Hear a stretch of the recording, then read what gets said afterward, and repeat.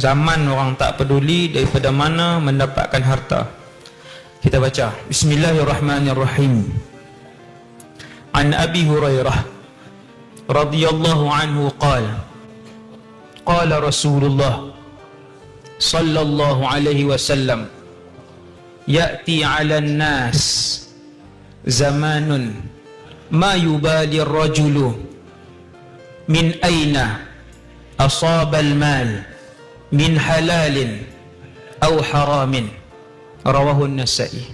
Hadis ni riwayat Al-Imam An-Nasa'i. Daripada Abu Hurairah radhiyallahu anhu, dia berkata, Rasulullah sallallahu alaihi wasallam bersabda, akan datang suatu zaman di mana seseorang tidak mempedulikan daripada mana dia mendapatkan harta, apakah dari sumber yang halal ataupun dari sumber yang haram.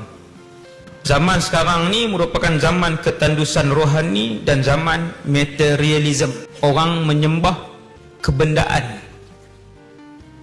Kaya orang hormat, kaya orang kawan, kaya orang pekat tunduk kat dia.